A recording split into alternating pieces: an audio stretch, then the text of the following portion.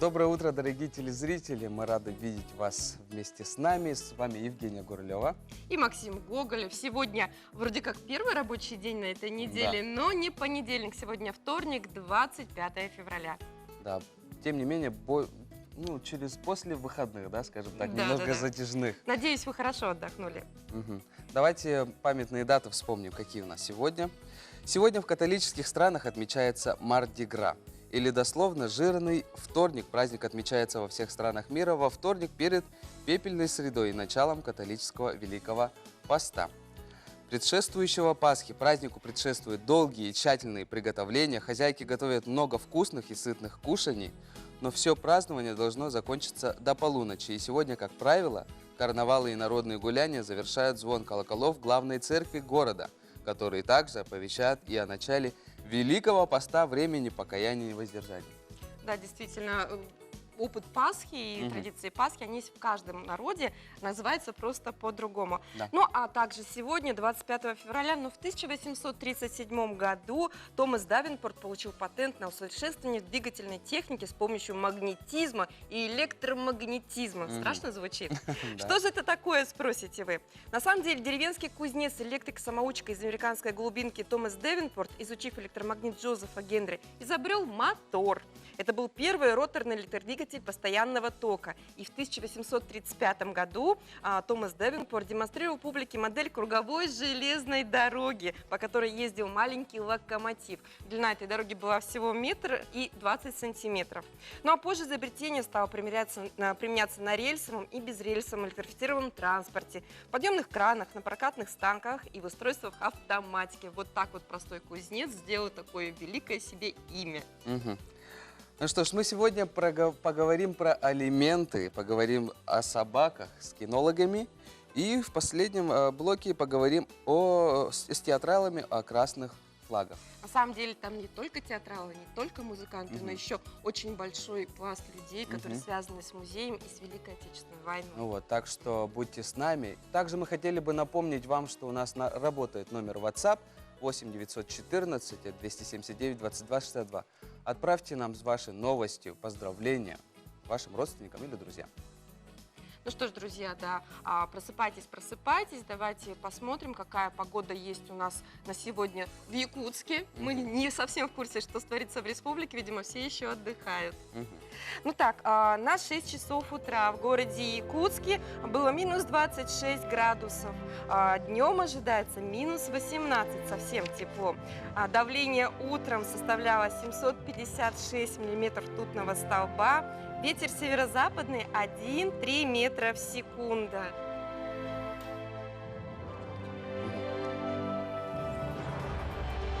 Так, ага.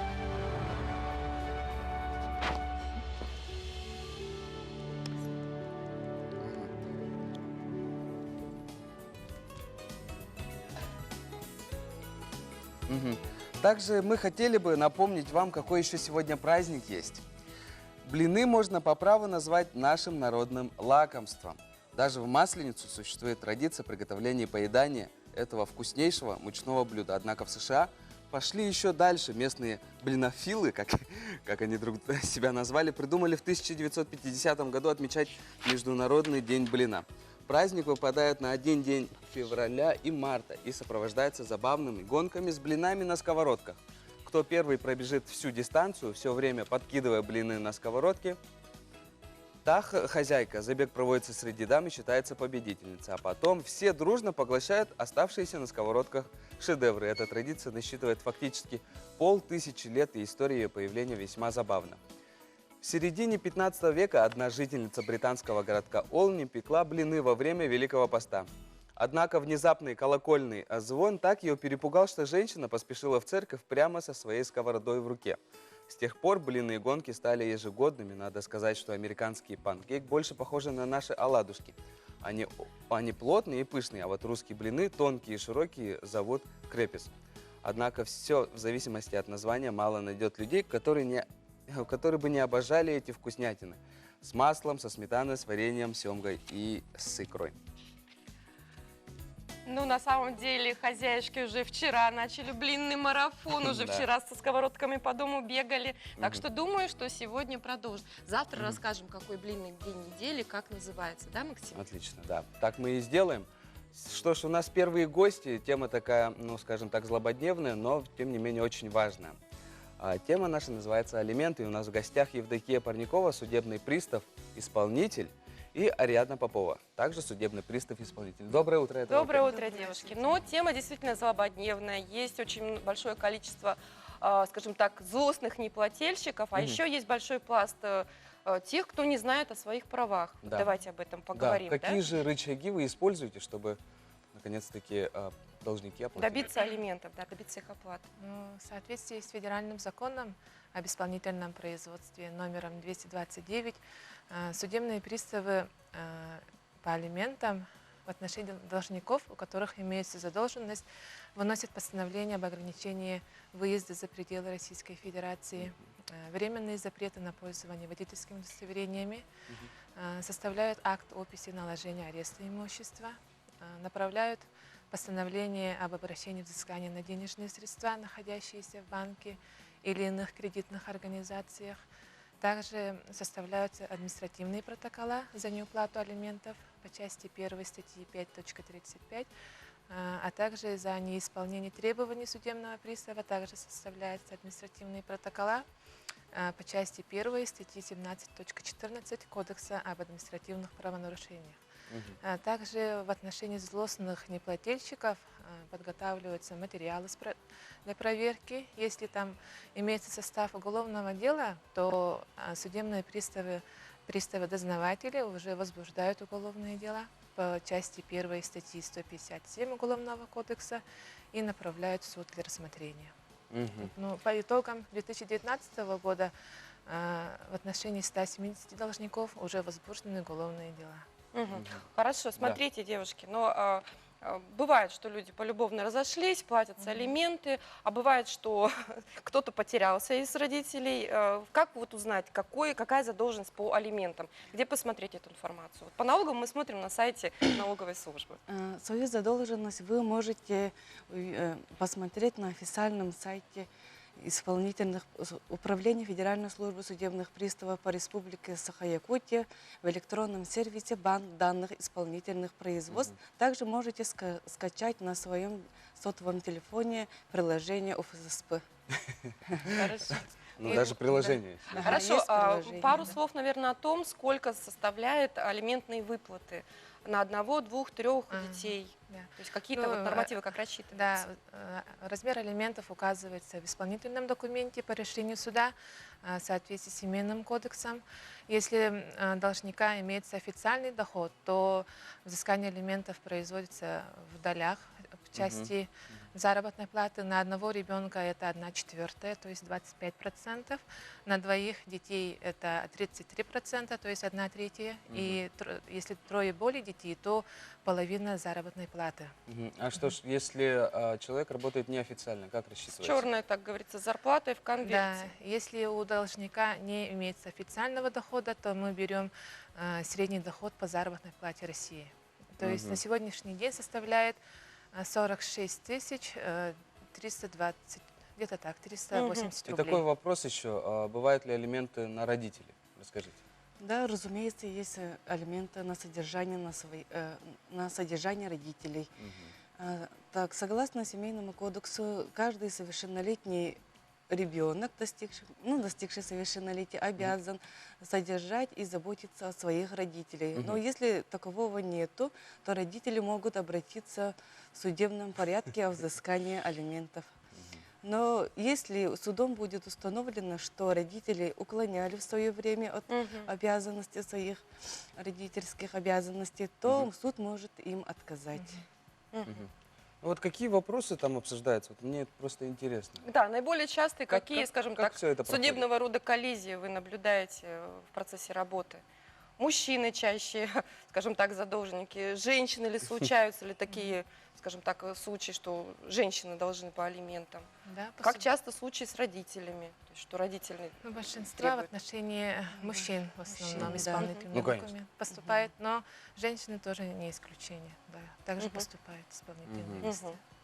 Вот такой вопрос. При изменении фактического места жительства должника как взыскивается и исполняется исполнительное производство? Как его найти, а если он в другом регионе, а если он, скажем так, виртуально существует, ну вот никак, нигде его как бы Согласно федеральному закону об исполнительном производстве, да, если должником проходит гражданин, то и исполнительные действия и меры принудительного исполнения совершаются по месту его жительства, его пребывания и местонахождения его имущества. Если судебный пристав устанавливает его место жительства, на которое не распространяется его полномочия, то исполнительное производство передается, соответственно, вместе с оригиналом исполнительного листа и с материалами исполнительного производства в то подразделение, по которому проживает судебный должник.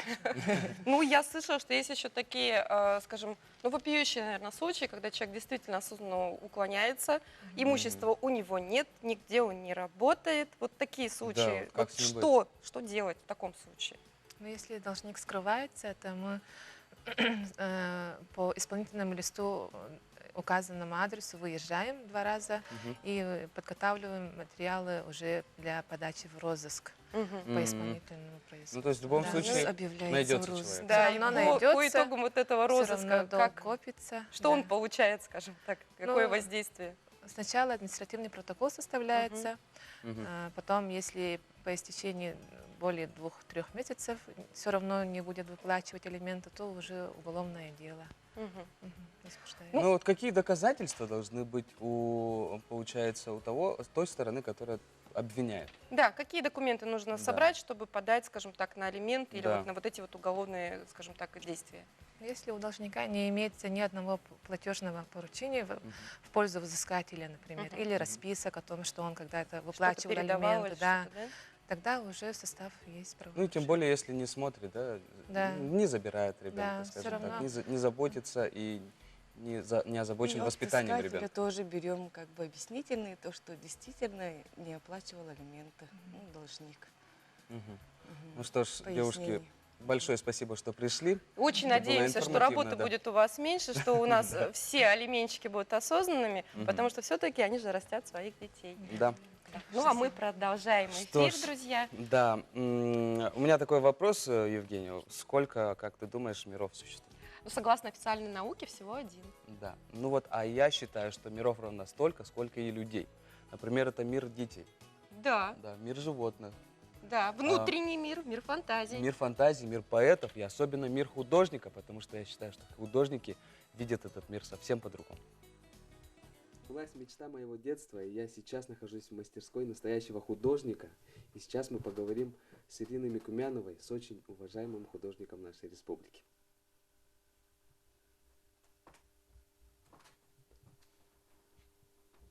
Но искусство для меня это не только работа, но и жизнь. С самого раннего детства я занялась творчеством. Меня вдохновляет очень писаницы, которые в Якутии, потому что долгое время я работала в Институте проблем малочисленных народов Севера, занималась искусством народным. Потом я работала в музее этнографии при Госуниверситете, делала там диорамы. Вот эти вот замечательные 2-метровые лоси, которых можно увидеть на Кулаковского 48, посмотреть, там они до сих пор стоят, и уже 20 лет. Представляете? Невероятно. Поэтому вот для меня вдохновителями были вот именно эти художники, наскальные росписи. Мы стоим перед моей картиной 2000 года. Это философский пейзаж такой, морской. Вот я в этом году была во Владивостоке опять, и там опять были вот такие вот туманы. А это кусочек ракушки, который вот перед глазами у вас. Для начинающих художников, ну, эта картина является сложной, скажем так.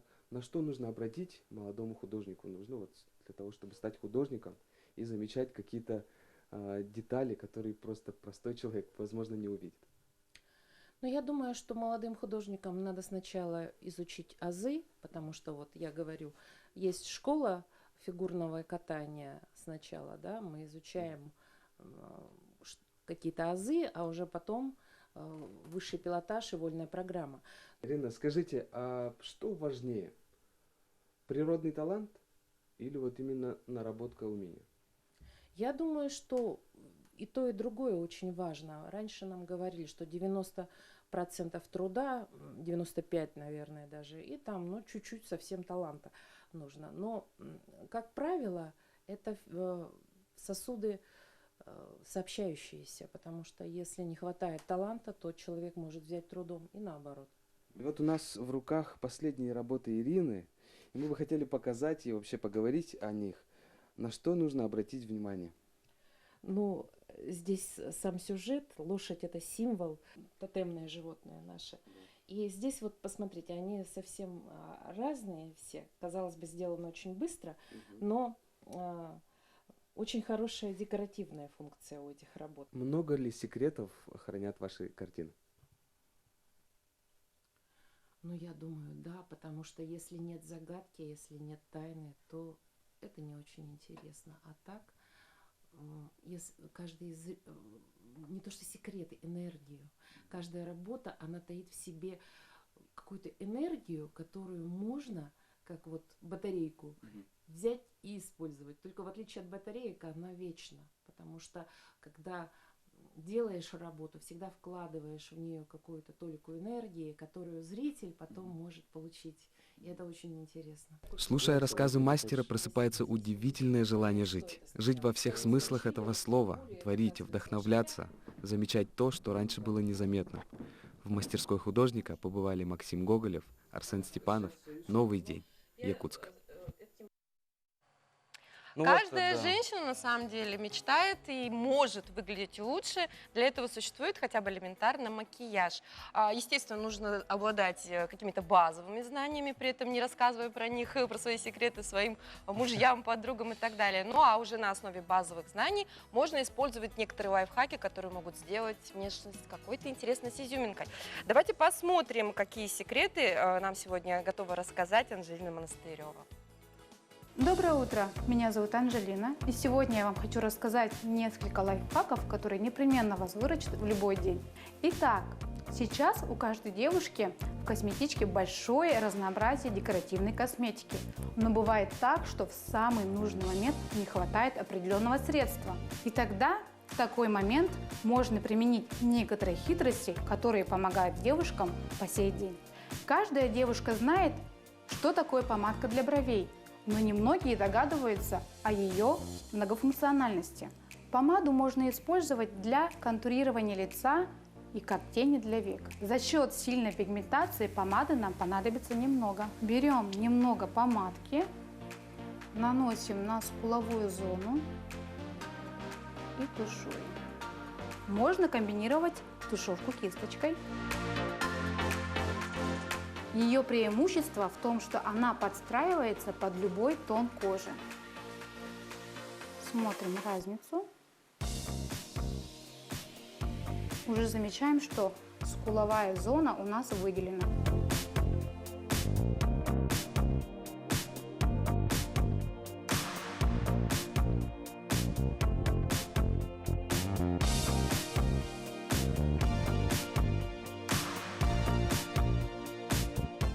Итак, мы на нашей модели мы видим, эта сторона без контуринга, а вторая сторона с контурингом.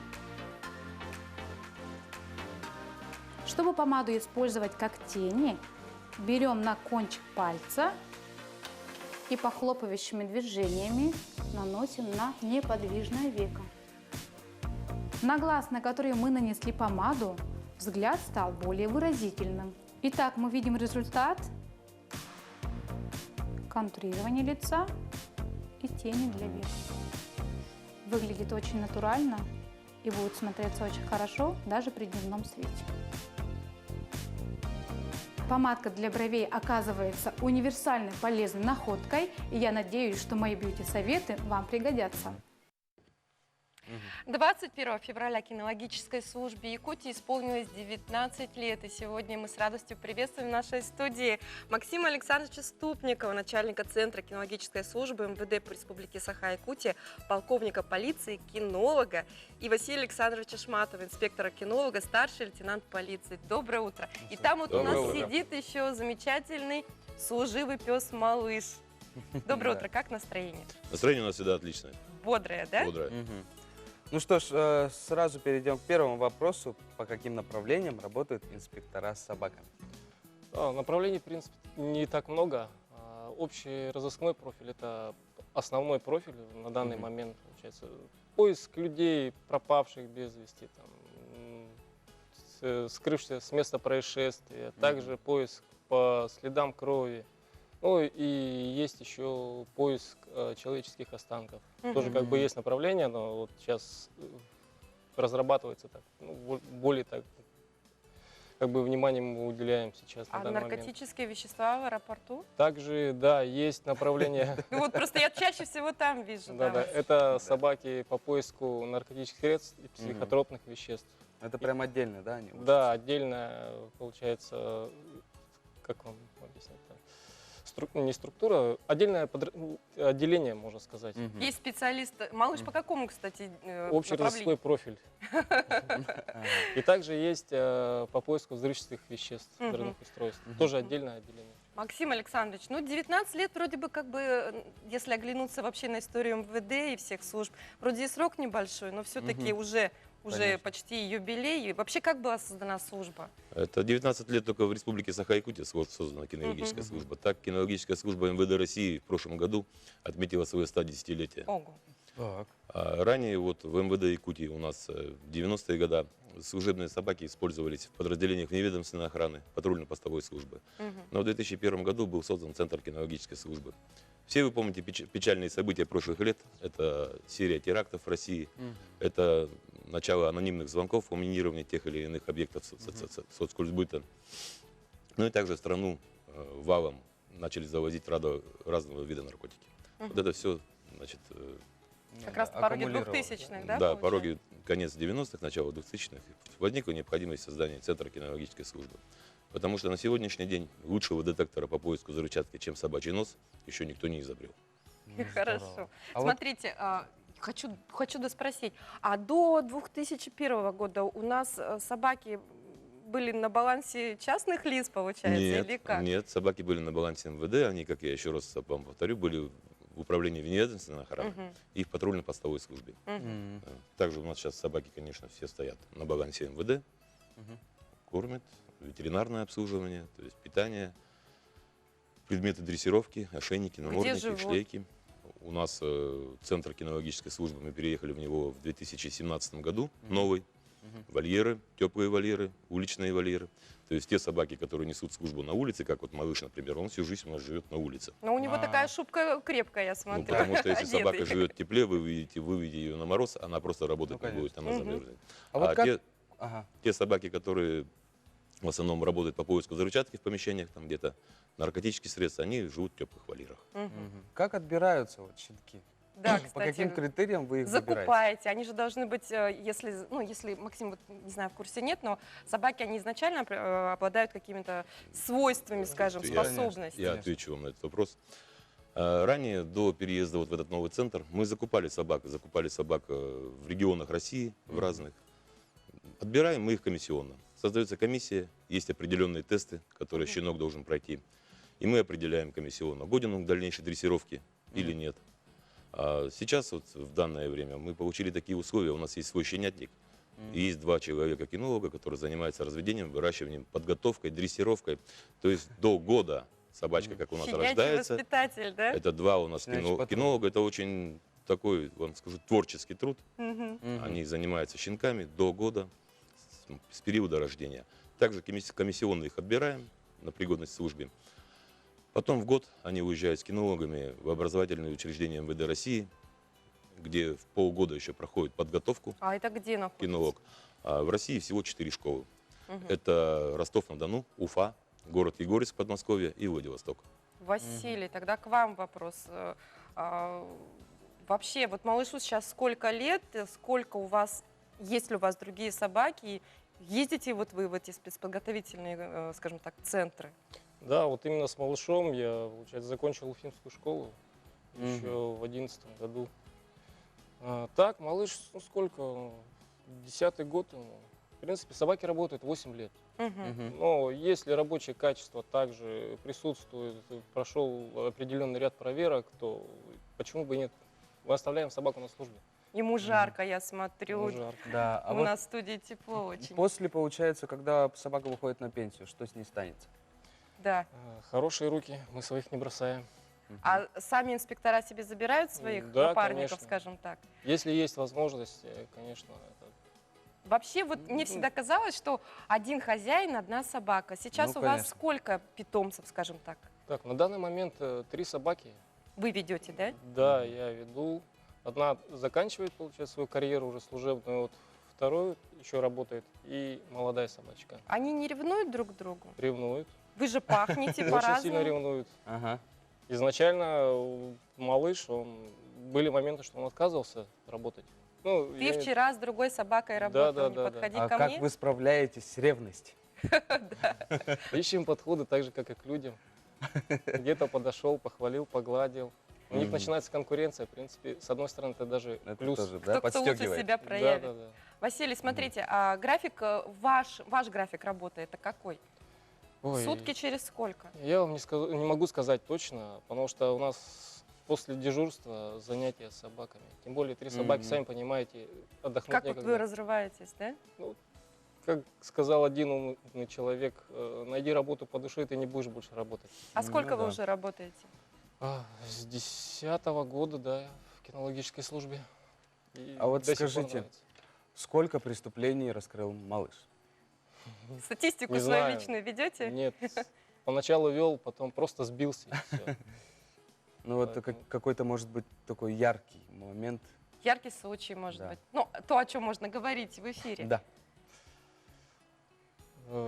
Даже не знаю, случаев много, потому что и дети пропадают, также находишь, там, бабушки, мамы там благодарят. Ну, хотя это наша работа нам, как Мгм. бы, повседневная наша жизнь.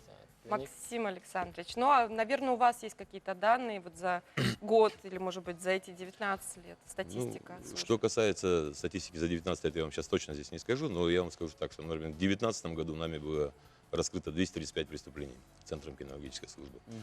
И эта цифра, я 6 лет на должности руководителя Мгм. кинологического центра, она, в принципе, неизменная, где-то 200 с лишним преступлений в год.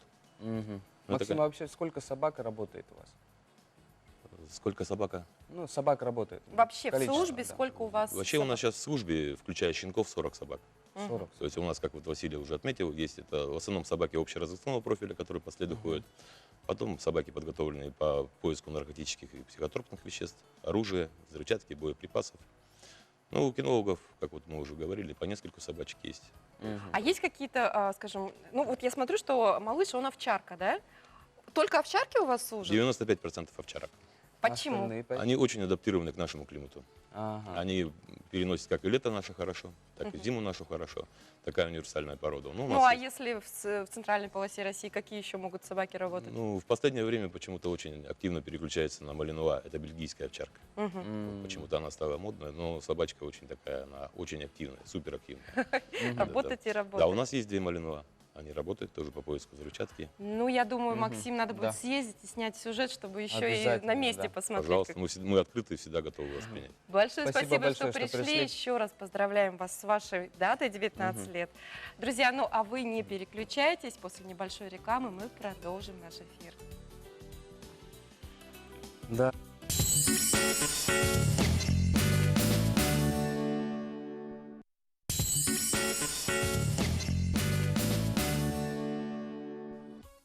Еще раз доброе утро, наши телезрители. В эфире главного национального канала передача «Новый день». И с вами Евгения Гурулева. И Максим Гоголев. Я думаю, Максим, самое время после длинных выходных посмотреть, какие же хорошие новости накопились у нас. Да, давайте посмотрим.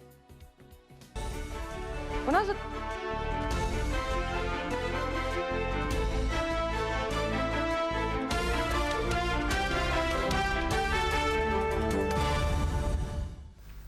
Здравствуйте, в прямом эфире новости, в студии Андрей Погорелов с информацией к началу дня. Для того, чтобы не оказаться в числе штрафников, отчитаться о полученных в 2019 году доходах необходимо до 30 апреля, сообщает Федеральная налоговая служба. Налог на доходы физических лиц, как правило, уплачивается автоматически, он удерживается с заработной платы. Но в ряде случаев физлица должны самостоятельно рассчитать сумму налога и подать в налоговый орган декларацию, например, в случае продажи имущества, находившегося в собственности менее 3 лет, сдачи квартиры в аренду, продажи ценных бумаг и не только. При этом представление декларации не означает необходимость незамедлительной оплаты налога. Исчисленный в декларации налог необходимо уплатить не позднее 15 июля текущего года.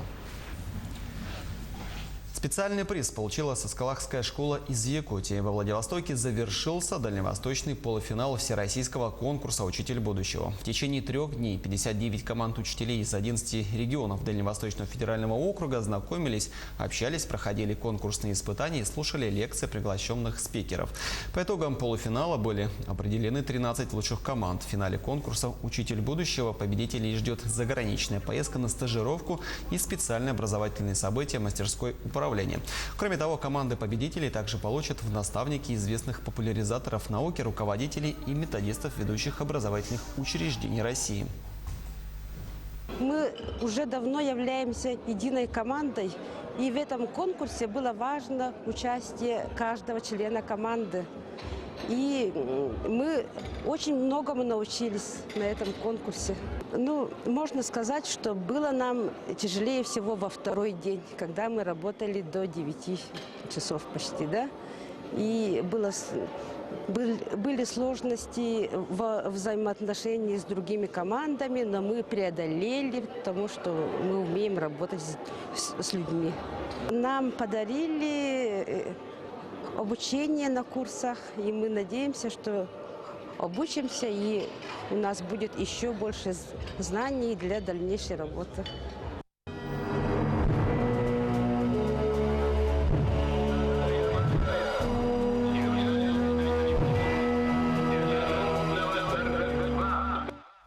«Сердце солдата» – так называется новый художественный фильм режиссера Руслана Тараховского.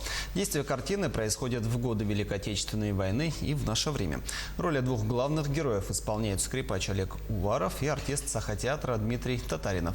Фильм снимали 3 года, съемки проходили в Намском, Кангаласском, Кобяйском районах и в пригородах Якутска. Премьера картины состоится 23 апреля этого года. Деды, отцы, прадеды воевали и дали нам жизнь, дали нам возможность творить, работать вот в такое прекрасное время, где все есть, да, вот, где мы все сыты, в тепле и занимаемся вот только своей мечтой, воплощением своей мечты. Вот главное, это об этом фильм. Патриотическое воспитание и сплочение молодежи. Именно с этой целью в Якутске провели республиканский конкурс по смотровой подготовке в честь Великой Победы. Мероприятие проводится для молодых людей из разных отраслей с 2017 года. В этот раз собрались 12 команд по 15 участников из определенной сферы деятельности. Стоит отметить, что конкурс очень популярен среди работающей молодежи.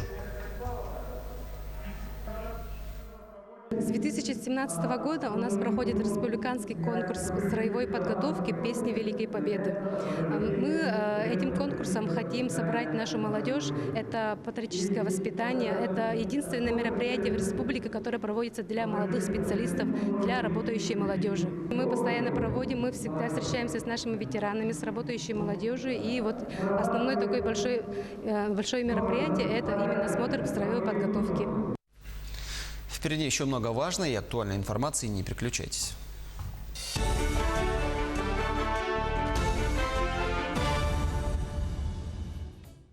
Ну, вот такие вот новости, очень интересные.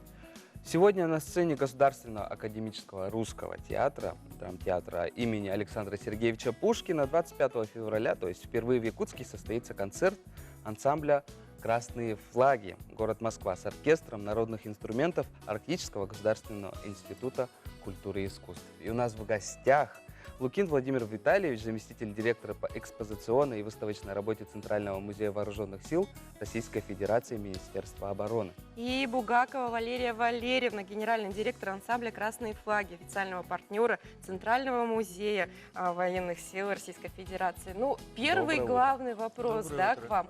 Какими же судьбами представители такого важного музея и такого хорошего ансамбля оказались у нас в Якутии? С какой целью?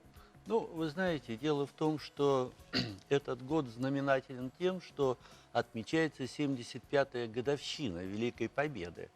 Вот. Ну и, естественно, вот так вот бывает, что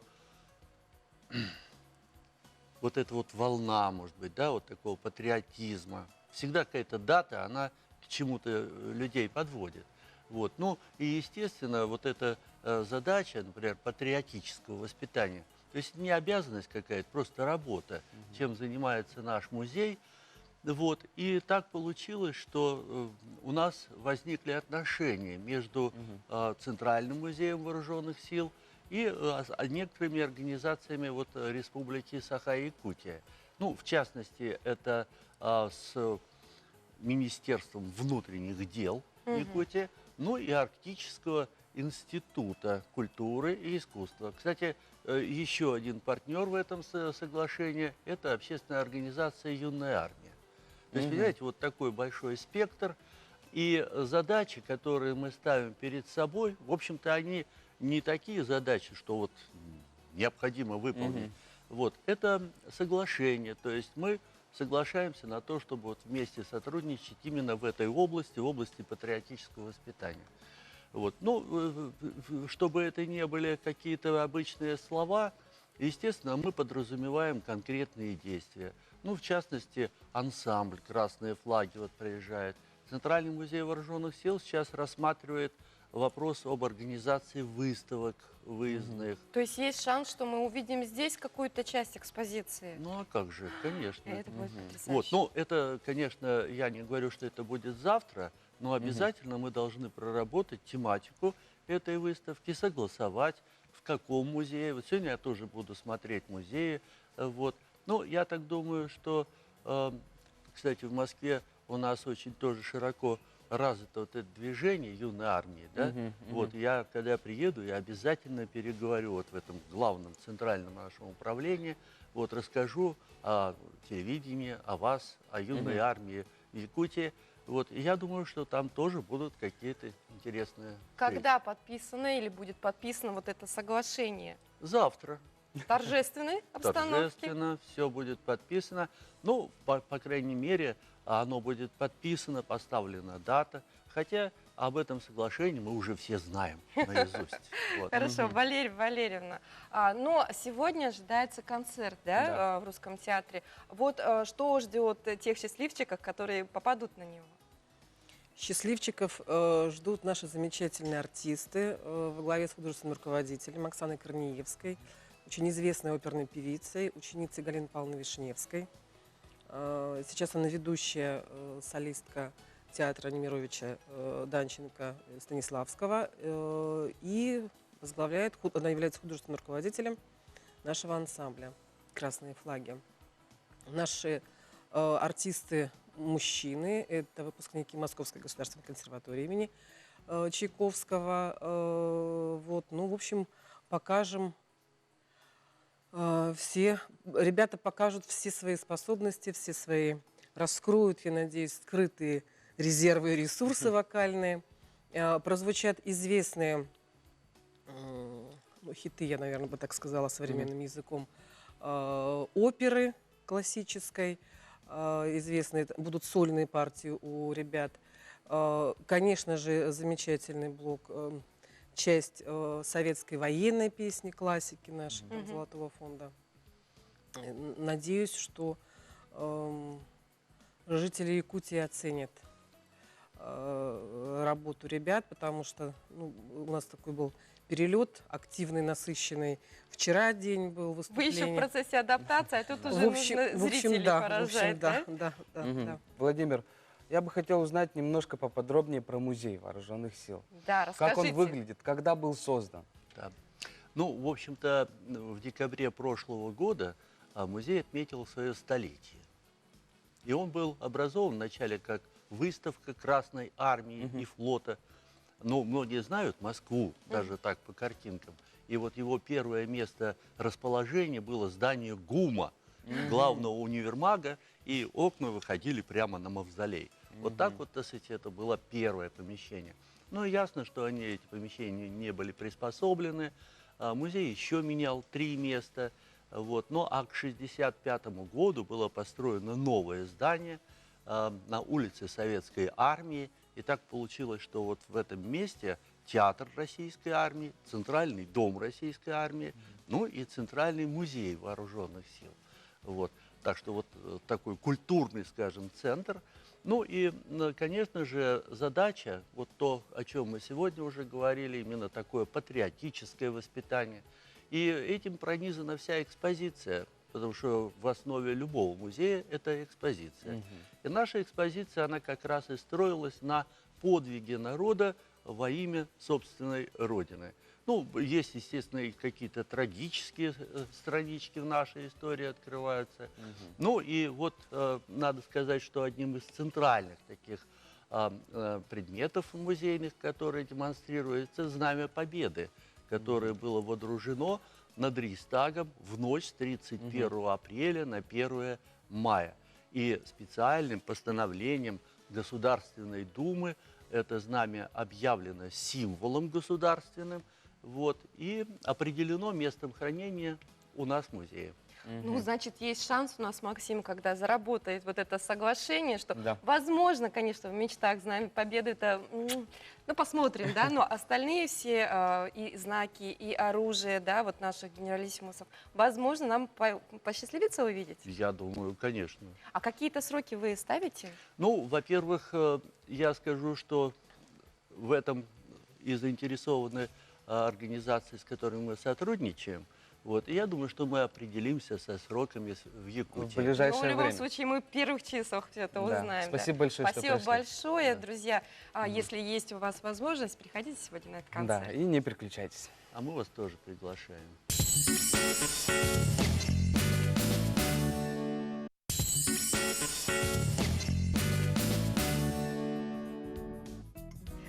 Доброе утро, друзья! Сегодня не понедельник, но первый рабочий день, вторник, 25 февраля. За плечами остались мужские праздники, ну а мы начинаем рабочую неделю. Да, и в преддверии женские праздники, В ожидании. скажем так. Да, давайте, пришла информация, мы хотели напомнить, какая погода ждет нас на сегодня.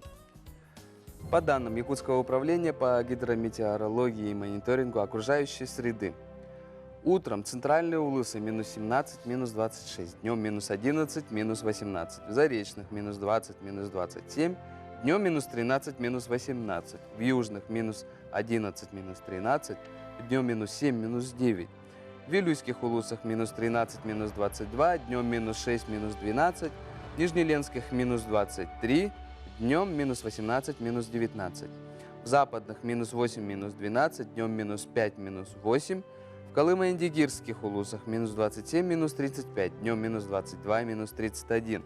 В Янских минус 21, минус 29, днем минус 13, минус 25. На северо-западе минус 6, минус 18, днем минус 6, минус 16. В Якутске в 6 часов утра температура воздуха минус 24 градуса, атмосферное давление 755 миллиметров ртутного столба. Ветер переменный 1,4 метра в секунду. Днем ожидается минус 15, минус 17 градусов. Друзья, ну хоть и теплеет, все-таки не стоит расслабляться. Февральская погода, она обманчива. Очень не хочется встречать 7-8 марта, следующие выходные, с простудами, поэтому постарайтесь одеваться теплее, следите за своим здоровьем. Ну, а мы, наверное, будем продолжать, Максим. Да. Вот все говорят об уровне жизни, но об этом профессионально может сказать российское информационное агентство «Рейтинг». Универсальное рейтинговое агентство медиагруппы МИА России сегодня специализируется на оценке социально-экономического положения регионов Российской Федерации, экономического состояния компаний, банков, отраслей, экономики стран. Давайте разберемся же дальше, какой рейтинг Якутии они составили. Итак, у нас первое место по индексу развития человеческого капитала в Дальневосточном федеральном округе. Пятое место по инвестициям в основной капитал на душу населения. 6 место по индексу промышленного производства РИА Рейтинг. 7 место по естественному приросту населения. 6 по индексу развития человеческого капитала в Российской Федерации. Также 3 уровень по высокой инвестиционной привлекательности. 7 место по рейтингу регионов Российской Федерации по зарплатам. И доля работающих зарплаты выше 100 тысяч рублей в месяц у нас составляет 17,7% от всего населения. И самая распространенная зарплата у нас в республике находится, как говорится, в вилке от 28 тысяч до 84 тысяч. Ну что ж, друзья, неплохо живем. Угу. Также к нам пришла еще одна информация. В угледобывающую компанию «Колмар», город Нерюнгри, срочно требуется заместитель директора по материально-техническому снабжению, экономист по труду, гидрогеолог подземный, маркшейдер, подземный сметчик, ведущий специалист контрольно-ревизионного управления. Достойный уровень заработной платы, полный социальный пакет. По всем вопросам обращаться по телефону 7-411-47 97 107 или по сотовому номеру мегафона 8 904 24 879 76 32. Также требуется в угледобывающую компанию «Колма», город Нерюнгри, требуется инженер АСУТП, механик на обогатительную фабрику, начальник смены на обогатительную фабрику, инженер по комплектации, ведущий инженер технологии, подземных технологий, электрослесарь подземный, горнорабочий подземный, электрослесарь, слесарь по обслуживанию и ремонту оборудования, слесарь по КИПИА, начальник КИПИА, водитель погрузчика, кузнец на молотах и прессах. Также требуется резчик металла на ножницах и прессах, аппаратник по приготовлению реагентов. Также достойная заработная плата, полный социальный пакет. По вопросам можете набрать номер 8 924 877 33 17. Ну вот прямо чувствуется, что сезон промышленный вот-вот откроется, требуются специалисты именно вот такого плана. И не только у нас сегодня эти вакансии, у нас есть также, скажем так, новинки от биржи труда. Да. Требуется механик по образованию по профилю не ниже среднего, опыт работы не менее 3 лет, без вредных привычек, прием по результатам собеседования, заработная плата 46 тысяч рублей. Требуется бетонщик 3-го разряда, 4-го разряда, бетонщик-плотник, среднее профессиональное образование, опыт работы от 3 лет, ответственность без вредных привычек, что обязательно. Заработная плата 26 686. Требуется экономист, экономист-специалист по кредитам. Обязательно высшее экономическое образование по специальности. Опыт работы от 1 года, без вредных привычек, прием по собеседованию. Заработная плата 28 тысяч рублей. Угу. Женя, какой у тебя почерк? Ты знаешь, в школе был почти идеально, а сейчас, ну как это называется, стиль курица лапой? Да, а стиль курицы лапой у меня, по-моему, был всю жизнь.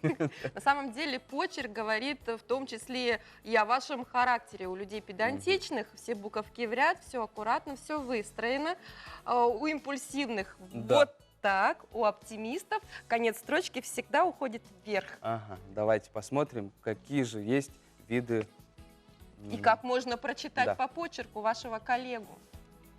Связь почерка с характером изучает наука графология. Она помогает определять по почерку человека, насколько развиты у него ум, сила воли, какова самооценка, эмоциональность и многое другое. Например, крупные буквы говорят об общительности, открытости человека, а мелкий почерк, наоборот, указывает на замкнутость своего обладателя.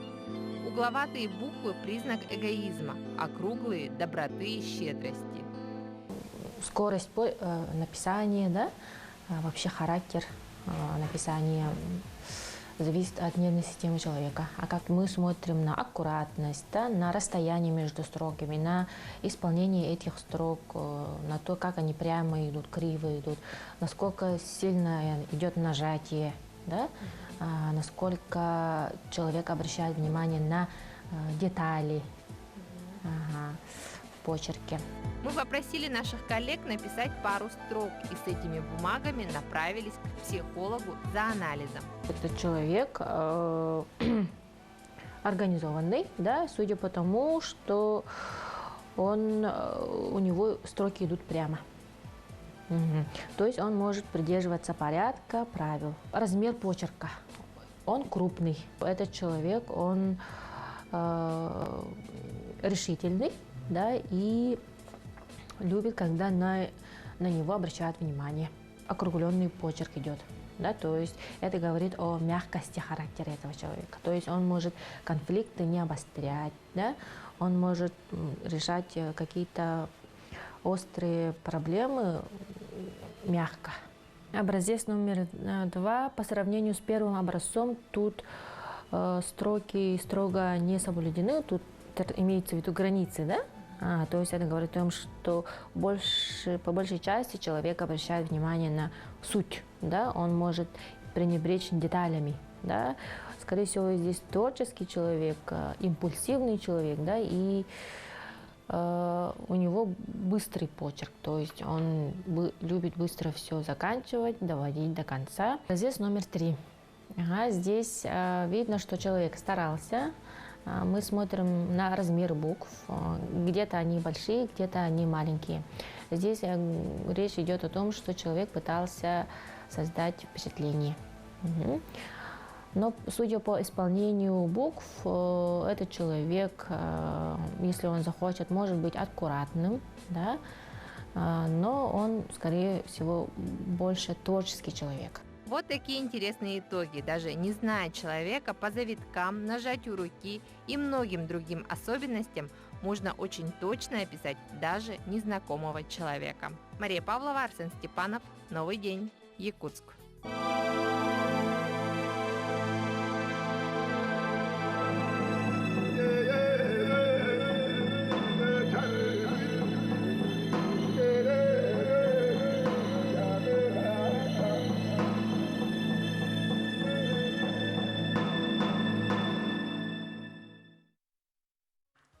Ну что ж, друзья, вот у нас есть свежая информация по отчету правительства. И на 23 часа 24 февраля результаты такие.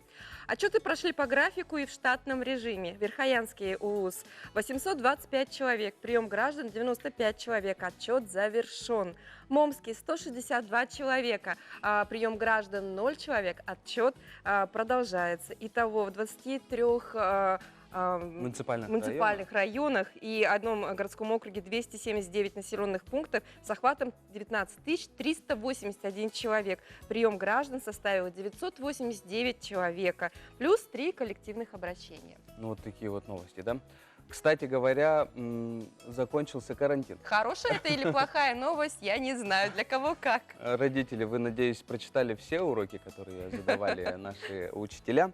Также у нас новости. Буддисты России вчера встретили Новый год по лунному календарю.